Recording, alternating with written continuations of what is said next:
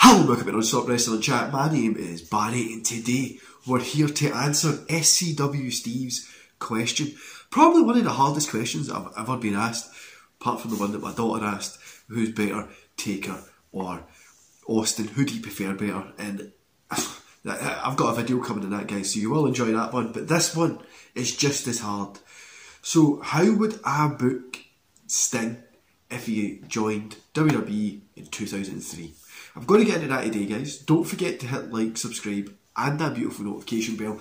Go support all the awesome content creators that asked me questions yesterday on the Q&A, and go support SCWSteve, who puts out fantastic wrestling content every single week. So go check him out and I'll be back with you in 11 seconds.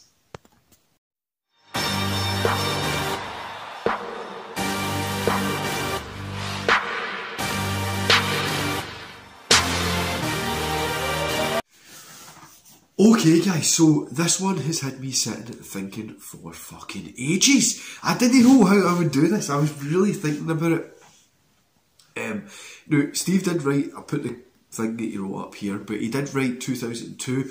But when I looked at the TNA anniversary show, it was 2003, June 18th I think it was. So what I done is I just went from the closest time to that, which was Bad Blood 2003. So we're just going to go from there. So Sting making his debut at Bad Blood 2003, and then we're going to work our way into kind of over the 12 months period like Steve asked there. But this question, fucking what a question to be asked. You all know I'm a huge Sting guy. I'm a fucking love the guy, think he's fantastic, love pretty much all his work.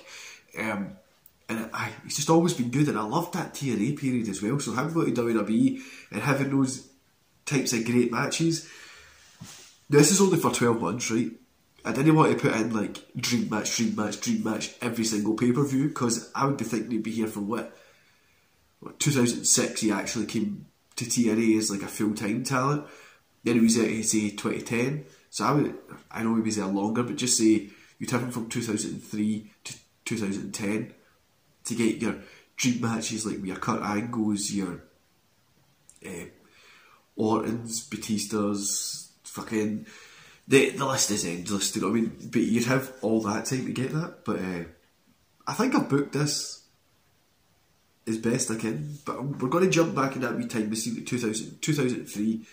We're going to change up what happened, move a few things around, kill a dandelion, Sting goes to WWE instead of TNA. Whatever you do in a time machine. I was 11 or 12 at this time, so in fact June the 18th I would have been I'd have been 8 days into being 12, but yeah. So let's have a little look what I've wrote. So Sting debuts WWE Bad Blood 2003, where he helps Ric Flair get the win over Shawn Michaels. So the way I booked this is at Bad Blood 2003, Michaels and Flair, so Shawn Michaels and Ric Flair have a match. Have Sting come out and help Ric Flair get the win over Shawn Michaels. This leads to a match against Flair and Sting on the Raw after. Now what happens is Flair's out and he's saying, I don't need your help, Sting, like, because the two of them are in the ring at this point on Raw, so this is the night after. He's like, I don't need your help. He said, but thanks for helping me get the win. But I don't need it. I'm part of Evolution. I'm part of the future of this industry. WCW's dead. I don't need you to come here and help me. I know what I'm doing. I've been here for years while you were floating around taking checks, doing nothing. And Sting gets kind of heated about this. Also, side note, if you do see me pause, it's just because I need to take some water from my throat. I don't know if you can hear it, but it's really crackly. But yeah, I'm still sick. Anyway, Sting ends up facing Flair on Raw. Flair gets the win in this one, so Sting takes the L because Shawn Michaels comes out, hits him with the sweet chin music. He's laid out. Flair gets the 1, 2, 3, and this builds up for a match between Sting and Michaels at Vengeance 2003. I would have loved to have seen Sting versus Shawn Michaels at this point as well. I think it would have been a really, really good match. So this is what this leads up to here. We get Shawn Michaels versus Sting at Vengeance 2003. Sting gets the win at this one. And then the following night we see on Raw again, we see Sting and Goldberg versus Flair and Triple H. Goldberg gets the win over Flair on this match, and this kind of follow the same lines as SummerSlam, the kind of Hell in the Cell Elimination Chamber, but I'm replacing Kevin Nash with Sting. So at this Elimination Chamber, I have, let me see, I've got Shawn Michaels, Randy Orton, Chris Jericho, Triple H, Goldberg and Sting is in the Elimination Chamber. Now, the build up to it is the beatdowns and the promos, all that kind of jazz that we love, do you know what I mean? This is, I'm not going into the weekly breakdowns of what they're going to say and stuff, right? But it builds up with that. We then see Triple H get the win at this Elimination Chamber due to Orton knocking out Sting and getting the 3. So Orton uses a chair to hit Sting. Sting gets back up, he pats his chest, then Orton hits him with a sledgehammer. Sting's knocked out, 1, 2, 3, but Ric Flair was passing these in via the side of the cell. So the kind of this then sets up for a match between Sting and Orton. So for the kind of month after this till Unforgiven 2003, we get a little back and forth. We're still getting that Sting Evolution kind of fighting, but Sting goes against Orton here, Unforgiven 2003. We've had a back and forth for that kind of month leading up to it. The match at Unforgiven 2003, we got Shawn Michaels versus Randy Orton. So kind of replacing that, we get Sting. Sting gets the win on this one, but after it, Orton hits him with a chair, causes Sting to get busted open. For the most part, Sting is on Raw. I don't know, you know, obviously, if you knew that time, you would have knew he was on Raw, but he is on Raw, so he's staying away from that Taker side, because Taker gets the buried alive stuff at Survivor Series coming up. So we kind of get we'll get to another bit. But anyway, Sting and Orton have this fantastic match. Sting gets the win, he celebrates, Orton hits him with a chair, he's busted home. This continues this little story, but they move on a little bit. So at Survivor Series, there's a feud that's obviously Evolution, Triple H, Orton, Sting. On Raw, they've been having matches and doing fucking promos and fighting each other. But Goldberg was the #1 contender, so we get Sting, Triple H and Goldberg at Survivor Series in a triple threat match. Now obviously we got Goldberg and Triple H in that notoriously average match, but this one would be really good. And in this one, we get, obviously building up for this, we're getting on the normal, I'm going to get the win. Goldberg is talking like, I back WCW, I bet you Sting, I know what it takes to beat you, Triple H may not, but I do, blah blah blah, all that kind of jazz. In Survivor Series, Triple H gets the win again, help from Flair. Goldberg gets pissed, he jackhammers Sting after it as well. This leads to the next night where we see a #1 contenders match between Sting, Goldberg, Kane and Shawn Michaels. So whoever wins this is going to go into Armageddon to face Triple H. Sting gets the win, but this is obviously the main event. We've got Triple H out there, Batista, Orton, Flair. They're all fucking trying to stop Sting getting the win. He's trying to get a pin, they're in, take them off somebody. He's trying to get a pin, they're in, take them off somebody. But he ends up getting the win eventually. And then they all beat the shit out of him. Flair, Orton and Batista and Triple H kick the shit out of him. So they're all after. Sting says he's got a team. He's like, I've got a team, you've got your shitty Evolution, so why not go up against me? If my team win, I get to pick what type of match that we're going to have at Armageddon. But if your team win, I'll forfeit my match at Armageddon. So then you don't have to worry about me again. And I will leave Raw. So Triple H accepts. They're Sting's team, obviously we've got Evolution versus Sting's team, who is Sting, obviously, Booker T, DDP and Kevin Nash. Sting's team get the win, and Sting gets on the mic and he says it's going to be a steel cage match because nobody can intervene within that. So this leads us to Armageddon 2003.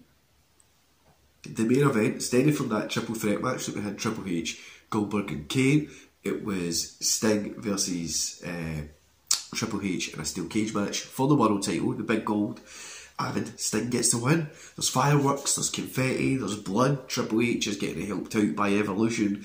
Do you know what I mean? Like it's this big moment, and to finish off the year strong, especially that Armageddon period was never really a strong pay-per-view, so it was just to help kind of finish that off. But 2004, moving into the Royal Rumble, we see Sting versus Triple H in a ladder match.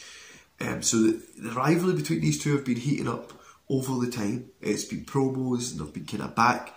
Triple H has been trying to get that title, trying to work his way to get the title, and they set up a ladder match. Orton and Batista have got Sting handcuffs, so he's handcuffs to the kid at the corner. He's on both sides of the rope. Triple H, Ric Flair is just laying hands into him.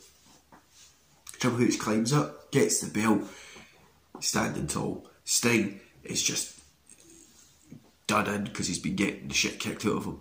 But then this leads to Sting being a kind of surprise entry into the Royal Rumble. He gets the win, so instead of from Benoit getting the win, Sting gets the win here. Sting ends up being the surprise entry there. On Raw, Triple H says, who are you going to pick? Are you going to pick another ass kicking from me? Are you going to pick another ass kicking from me, or are you going to be smart and are you going to go to SmackDown, the secondary show, and challenge for the belt over there? We then end up seeing, so obviously Brock Lesnar's the champion at this point, because this is just before No Way Out 2004, where Eddie Guerrero gets a win. Instead of from, we see kind of Brock Lesnar come out as well, and they're like who are you going to pick? Sting says, there's no rush, guys. I'll let you know when it's time. At No Way Out, instead of from Goldberg being in the audience, it's Sting appears in the audience. Brock Lesnar gets, like, what the hell? Eddie Guerrero gets the win. This leads to a match at WrestleMania 20. So Eddie Guerrero's obviously got the win. He goes on to do their own thing, but at WrestleMania 20, instead of having what's it called, Benoit there, we have Triple H versus Sting versus Michaels. Here we see Sting get the win again. He has his Mania moment. I loved that triple threat match between Triple H, Benoit and Michaels, but I think here, putting Sting in there would have just maybe took it to the next level, and I really think this would have been a cool one. But after it, Lesnar attacks Sting, and so on SmackDown we end up seeing Sting calling out Lesnar. One thing leads to another, they end up in a brawl, and this leads to a match at Backlash where we see Sting faces Shawn Michaels, Triple H and Lesnar, who got added by the Raw GM at the time. Sting retains the title. Lesnar ends up leaving WWE after this. Michaels and Triple H go on to have a little feud that runs right into Bad Blood 2004. Sting standing again, tall, wooing, lights go out, lights come back up. Undertaker is standing at the top of the ramp. Over the coming months, we see this develop. The promos, the two of them trying to outwit each other in many different ways, but we see this develop over months to come. And at Judgment Day, Undertaker versus Booker T, and Taker gets the win, but the lights go out, the lights come back on. Taker's looking up at the ramp. Behind him is Sting standing with a bat, and he's just got it pointed at him. And this leads into a match at Bad Blood 2004 where we see Undertaker and Sting tie up for the first time. Sting's still the world champion. Undertaker doesn't have anything, but they tie up for the first time, and this leads into an almost year-long feud all the way through to WrestleMania 21. There's going to be Hell in the Cells, there's going to be Last Rides, there's going to be Last Man Standings, there's just all these different matches, and at WrestleMania 21 they put on this fantastic match. Now, I know that's a little bit longer than 12 months, we're not going to book all the way to WrestleMania 21 because that's over 12 months, but we're at Bad Blood 2004, and that's how I would book the first year of Sting being in WWE. You're having him against Triple H, which you would have had to do. Having him against Shawn Michaels, which you had to do. You've got him against Orton in there as well. I would have actually had him drop the belt to Orton at SummerSlam 2004. So Taker goes on to face somebody to get the belt back so that we can have Sting and Taker still challenging for a belt. But Orton beats Sting to get the belt instead of from Benoit. I think that would have been more impactful as well for Orton's first world title reign. But yeah, that's how I would book it. Let me know what you think, guys. Did you enjoy that? Did you know? Do you have any other ones you would like? Any other things you would like me to try and book? Like somebody who should have went to somewhere. What would you do if MJF went to WWE? How would you book it? Stuff like that. Let me know in the comments below, and I'll try and work on it. Hopefully my voice is better for Monday when I'm back doing This Week in Wrestling, because this is very hard to talk. Don't forget to hit like, subscribe, and that beautiful notification bell, especially with this. I'm struggling to speak. Come on, you need to hit subscribe now. And yeah, thanks for watching, guys. Honestly, go support SCWSteve. Fantastic guy in the community. Guys like Rated R, Chats Jonesy, Wrestle Things, GG and Wrestle, WrestleManiacs. The guys that asked me questions yesterday, go check them out. They really do a lot of good work in the community and they're just fantastic. Anyway, guys, I'm going to love yous and leave yous there, and I'll see yous back here on Monday. See you later.